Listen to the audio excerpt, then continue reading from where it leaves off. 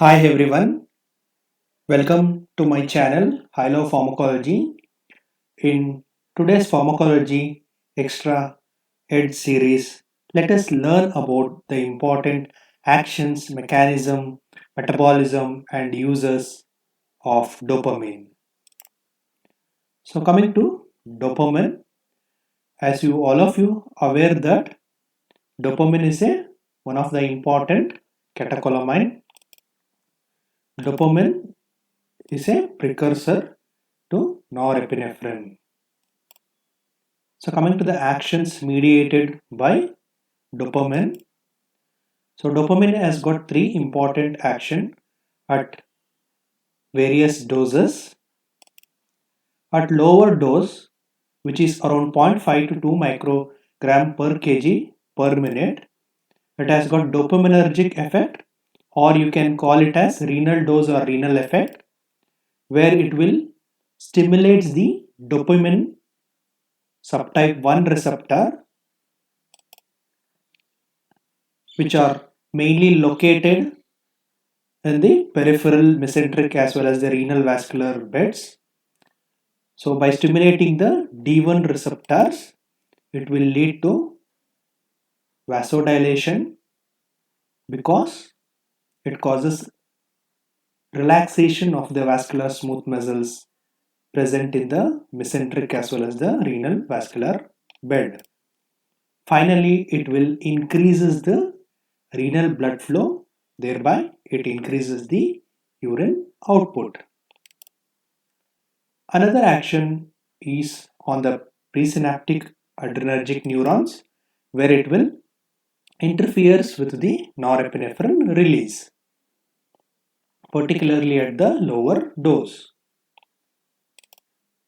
At the moderate dose, which is around 2 to 10 microgram per kg per minute, it produces beta 1 effect, or you can call it as a cardiac dose or cardiac effect, where it will going to stimulate the beta 1 cardiac receptors and lead to increase in the contractility as well as increase in heart rate.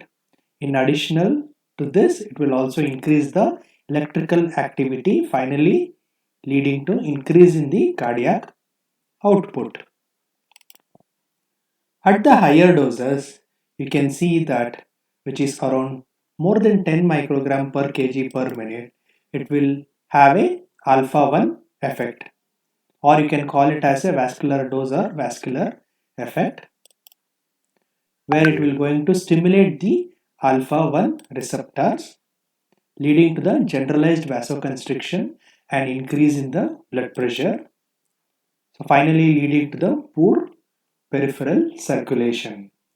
So remember, at low doses it only stimulates the D1 receptor. D1 receptors are very sensitive at lower doses of dopamine. At moderate doses, along with the D1, beta 1 receptor will also be stimulated, whereas at the higher doses it predominantly stimulates the alpha 1 receptors. So when you see the moderate dose activity, one must remember that it has got predominantly positive inotropic effect and weak chronotropic effect. That means to say the cardiac contractility is predominant than the increase in the heart rate. That's why at moderate doses, dopamine will not produce risk of tachycardia.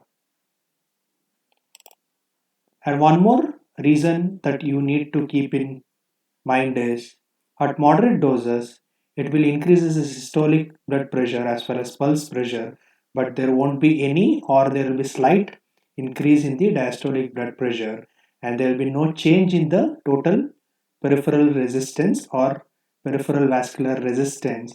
It's mainly due to the reduction in the regional arterial resistance.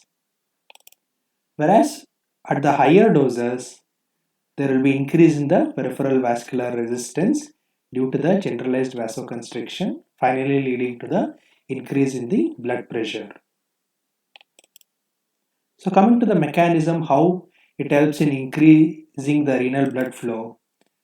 So dopamine acts on the D1 specific receptor that are located in the mesenteric as well as the renal vascular bed, where it will going to act on the vascular smooth muscles there. It has got GS coupled protein stimulatory effect, where it will increases the secondary messenger. That is, there will be increase in the cyclic AMP levels, which will help in relaxing the renal vascular smooth muscles, thereby leading to vasodilation, which in turn leads to increase in the renal blood flow and increase in the urinary output.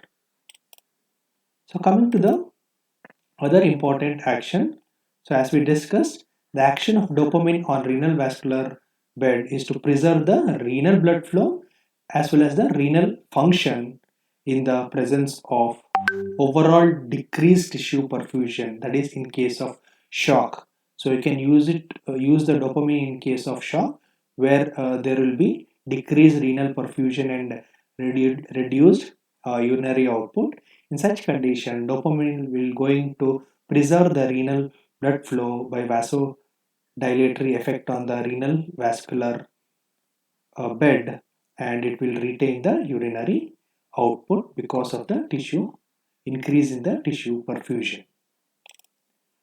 So as we discussed, tachycardia is less predominant during infusion of dopamine than the isoproterenol.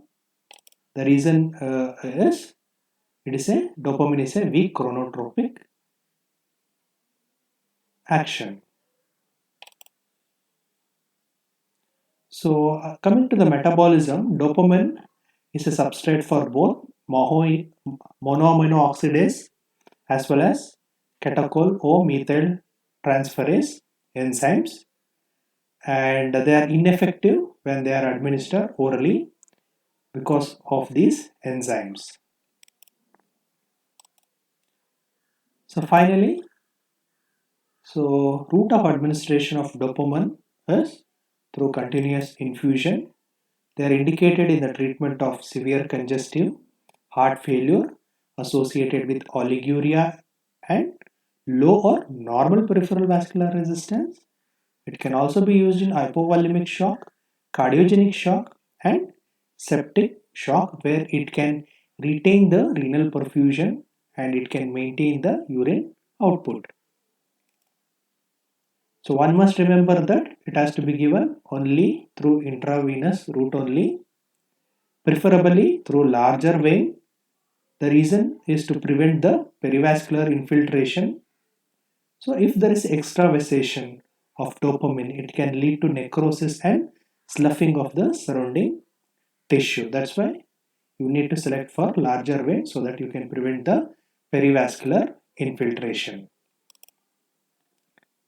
Thank you. If you like this video, please do subscribe to my channel I Love Pharmacology, and do not forget to share and hit the bell icon. Thank you.